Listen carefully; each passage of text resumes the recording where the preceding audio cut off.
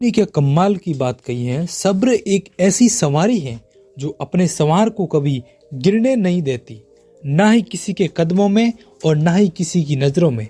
स्वर्ग में सब कुछ है लेकिन मौत नहीं, गीता में सब कुछ है लेकिन झूठ नहीं, दुनिया में सब कुछ है लेकिन सुकून नहीं है, आज के इंसान में सब कुछ है लेकिन सब्र नहीं है। दोस्तों, एक ऐसी कहानी हम एक सब्र के आधार पर एक आपके सामने प्रस्तुत करने जा रहे हैं। महात्मा बुद्ध की कहानी है, छोटी सी कहानी। इससे पहले कि आप कहानी में खो जाएं, चैनल को सब्सक्राइब कर दीजिए और कहानी की शुरुआत करते हैं। ये कहानी उस समय की बात है जब महात्मा बुद्ध अपने अंतिम समय में थे। उन्होंने अपने सभी शिष्य से कहा कि यदि किसी के मन में कोई शंका हो तो अभी मुझसे पूछ ले, यही उचित समय है। बुद्ध ने इसी बात को 3 बार दोहराया, लेकिन किसी भी शिष्य ने उनसे कुछ नहीं पूछा। तब बुद्ध ने अंत में स्वयं से ही शिष्यों से कहा कि आप दीपो भव, अपना दीपक स्वयं जलाओ, खुद के दीपक बनो, कभी किसी के चरण में मत जाओ, न किसी पर निर्भर रहो, स्वयं से हर चीज करो, हमेशा स्वयं के शरण में जाना, किसी को मत खोजो, बस स्वयं को खोजो। महात्मा बुद्ध ने पूरे जीवन बहुत लोगों को मार्ग दिखाया, उन्हें सही मार्ग पर लेकर आए, जीवन की नई धारा के बारे में बताया, उन्हें जागरूक किया, उनकी सोच को जागृत किया जिसके बारे में कभी वो सोचते तक नहीं थे। सभी मनुष्य एक यंत्र के भांति जीवन जी रहे थे। उन्होंने उन्हें चेताया, उन्हें जगाया, फिर भी बुद्ध अंत में सभी से कहते हैं कि अप दीपो भव, अपना दीपक स्वयं बनो। महात्मा बुद्ध कभी यह नहीं कहते कि उनकी बातों पर ही विश्वास करें, उसे मान, उसी राह पर चलो, लेकिन बुद्ध ने ये क्यों कहा कि अप दीपो भव? महात्मा बुद्ध ने तो जीवन के कई राज खोल दिए थे कि जीवन क्या है, क्यों है, ये जीवन कहां से आता है, ये दुख क्या है, क्यों है और ये क्यों आता है, सब बुद्ध ने बता दिया। बुद्ध ने तो मुक्ति के मार्ग तो बता दिया था, लेकिन इतना सब कहने के बाद भी महात्मा बुद्ध ये क्यों कहते हैं कि अप दीपो भव? उनका क्या तात्पर्य था? एक बार की बात है, एक गांव के बाहर कहीं दूर एक गुरु रहा करते थे। उन गुरु की ख्याति पूरे में प्रसिद्ध थी, हर कोई उन्हें पसंद करता था। एक बार एक व्यक्ति उनके पास आकर कहता है कि हे गुरुदेव, मैं आपका शिष्य बनना चाहता हूँ। और व्यक्ति की बात का मान रखते हुए गुरु उसे अपना शिष्य बना लेते हैं। वो अब गुरु के साथ ही रहता था, लेकिन कुछ दिन बाद उसका अपने गुरु से मन ऊब जाता है। उसे ये जीवन पसंद नहीं आ रहा था। उसे ये लगता था कि गुरुदेव रोज एक ही चीज बताते हैं, कुछ अलग नया नहीं बताते हैं। ये तो कोई भी ज्ञान की बात मुझसे करते ही नहीं, फिर क्या लाभ है जो मैं इनके पास रहूं। लेकिन तभी व्यक्ति को यह ख्याल आता है कि उसे गुरु से कुछ कठिन प्रश्न पूछना चाहिए, जिससे ये ज्ञात हो जाएगा कि ये गुरु ज्ञानी है या नहीं। कहीं ये ज्ञानी होने का ढंग तो नहीं कर रहे हैं, ढोंग तो नहीं कर रहे हैं और मेरा समय भी व्यर्थ कर रहे हैं। ये सब सोच वो गुरु के पास पहुंच जाता है और उनसे कहता है कि हे गुरुदेव, मेरे मन में कुछ प्रश्न है, कुछ जिज्ञासा है, जानने की इच्छा है, जिसके उत्तर मैं जानना चाहता हूँ। कृपा कर आप मुझे उसका उत्तर देंगे। गुरुदेव कहते हैं कि कैसे प्रश्न? पूछो जो पूछना है। तब वो व्यक्ति अपने गुरु से पूछता है कि हे गुरुदेव, ये मृत्यु क्या है और ये क्यों आती है? शिष्य के इस प्रश्न पर गुरुदेव कहते हैं कि क्या तुमने जीवन को जान लिया है? यदि जानते हो तो तभी मैं इसका उत्तर तुम्हें दूंगा। तब गुरु की बात सुन शिष्य कहता है कि जी गुरुदेव, मेरे हिसाब से जीवन भी है जो ईश्वर ने हमें दिया है, ताकि हम उनकी भक्ति, उनकी आराधना कर सकें और उनके चरणों में हम स्थान मिल सके। तब गुरु शिष्य की बात सुन कहते हैं कि क्या तुम्हें ये ईश्वर ने बताया? शिष्य कहता है कि नहीं, लेकिन ये सब बातें ज्ञानी लोग कहते हैं। तब गुरुदेव आगे पूछते हैं कि तुम्हारा अन्य प्रश्न क्या है? वह शिष्य कहता है कि मैं जानना चाहता हूँ कि मैं पिछले जन्म में कोई कौन था। शिष्य के इस प्रश्न पर गुरु पूछते हैं कि क्या तुमने अपने इस जन्म को जान लिया? तब शिष्य कुछ नहीं कहता और एकदम चुप हो जाता है। वो सोचने लगता है कि यह तो किसी भी प्रश्न का उत्तर नहीं दे रहे हैं, बल्कि मुझसे ही प्रश्न कर रहे हैं। मैं सही था या ढोंगी है? इन्हें कुछ नहीं आता, मैं व्यर्थ ही इनका शिष्य बन अपना समय व्यर्थ कर रहा हूँ। तब गुरुदेव उस शिष्य से कहते हैं कि यदि तुम्हें उधार का ज्ञान दे दूं तो इससे तुम्हें कुछ प्राप्त नहीं होगा। मैं इसकी जगह तुम्हें मार्ग दिखा सकता हूँ जिस पर चलकर तुम ज्ञान प्राप्त कर सको, लेकिन उस पर तुम्हें स्वयं जाना होगा। ज्ञान तुम्हारे भीतर ही है। मैं तुम्हें मार्ग बताऊंगा, उस पर तुम्हें जाकर स्वयं को खोजना होगा, क्योंकि ज्ञान हमारे भीतर होता है। मेरे कहने से तुम्हें ज्ञान की प्राप्ति नहीं होगी, तुम्हें स्वयं ही उसे खोजना होगा। तब गुरु की बात सुन शिष्य को ये पता लगता है कि शायद गुरुदेव को मेरे प्रश्नों का उत्तर नहीं पता, तभी वो इस तरह स्वयं को बचा रहे हैं।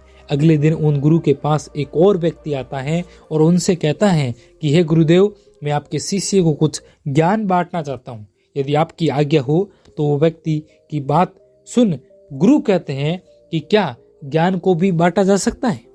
तब वो व्यक्ति कहता है कि जी गुरुदेव, ज्ञान को जितना बांटा जाता है वो हमें उतना ही आगे बढ़ाता है। ज्ञान तो बांटना ही चाहिए। तब वह गुरुदेव कहते हैं कि परंतु मैंने तो जाना था कि ज्ञान को बांटने से अज्ञान बढ़ता है, न कि ज्ञान। लेकिन यदि तुम ज्ञान को बांटना चाहते हो तो उसे बांट सकते हो। व्यक्ति एक रात के लिए वहीं रुक जाता है और अगले दिन गुरु के सभी शिष्यों को एकत्र कर उन्हें ज्ञान देना शुरू करता है। वो व्यक्ति धर्म के बारे में, जीवन के बारे में, ईश्वर के बारे में अलग अलग उदाहरण देता है। वो घंटों तक बोलता रहता है। उस व्यक्ति की बात सुन वो शिष्य जिसने शुरू से गुरु से प्रश्न किया था, वो सोचता है कि यह व्यक्ति तो बहुत ज्ञानी है, इसे तो धर्मशास्त्र की पूरी जानकारी है, ये तो पूरा ज्ञान कहता है। मुझे तो इन ही व्यक्ति का शिष्य होना चाहिए था, इनसे बड़ा गुरु कहाँ ही मिलेगा। जब व्यक्ति अपना उपदेश समाप्त करता है और जाकर गुरु से कहता है कि मैंने जो कुछ शिष्यों को बताया क्या वो सही है? ये सुन गुरु कहते हैं कि सही है या गलत ये तो तब बताऊंगा जब मैं तुम्हें सुनूंगा। तुमने कुछ बोला ही क्या? मैं तो कब से प्रतीक्षा कर रहा था तुम्हारे बोलने का ही, अब तुम बोलोगे, लेकिन तुमने कुछ कहा ही नहीं। ये सब सुन व्यक्ति हैरान हो जाता है और कहता है कि मैं इतनी देर से इतना सब कुछ तो बोल रहा था और आप कह रहे हैं कि मैंने कुछ नहीं कहा। लगता है आपने मुझे सुना ही नहीं। अपने शिष्यों से पूछा मैंने कितना कुछ कहा। तब गुरु कहते हैं कि अभी तक तुम्हारे धर्म के ग्रंथ बोल रहे थे, तुम नहीं। यदि कुछ बोल रहा था तो वो तुम्हारे धर्म, गुरु उदाहरण और पुस्तकें, तुमने तो अभी बोलना शुरू भी नहीं किया। तब वो व्यक्ति कहता है कि आप क्या कहना चाहते हैं, मैं नहीं समझा। तब गुरुदेव कहते हैं कि अपनी आंखें बंद करो और ध्यान से सुनो जो भी मैं कहता हूं और फिर मुझे बताना। गुरु उससे कहते हैं कि तुमने जीवन के बारे में कहा, मृत्यु के बारे में कहा, धर्म के बारे में कहा, लेकिन क्या तुम इन्हें जानते हो? तुमने पूर्व जन्मों के बारे में बताया क्या? तुम्हारा खुद का इसमें अनुभव क्या? तुमने ईश्वर के बारे में बताया क्या? तुमने ईश्वर देखा और सुना है क्या? कहीं ऐसा तो नहीं तुमने बाहर से ये बात सुन ली हो और बिना उसे साने खोजे यहाँ आकर बता दिया। इन बातों को तुम अपने भीतर देखो और उन्हें खोजो और जानो कि इसमें कौन सी बातों को तुमने अनुभव किया है। गुरु की बात सुन उस व्यक्ति ने तुरंत आंखें खोल दी और तब वो गुरु से कहते हैं कि आप सही कहते हैं कि मैं इनमें से किसी भी बात को नहीं जानता और नहीं उसे कभी अनुभव किया। मुझे तो कुछ पता ही नहीं, मैं तो अब तक दूसरे के ज्ञान को ही ढो रहा था। गुरुदेव, आपने मुझे बचा लिया, कृपा कर आप मुझे अपना शिष्य बना लीजिए और अपने शरण में लीजिए और मुझे ये बताएं कि मैं किस प्रकार अपना ज्ञान अर्जित कर सकता हूँ। तब गुरु कहते हैं कि जब उजाला ना हो तो स्वतः ही अंधेरा हो जाता है, यदि अंधेरा ना हो तो उजाले को होना ही पड़ता है।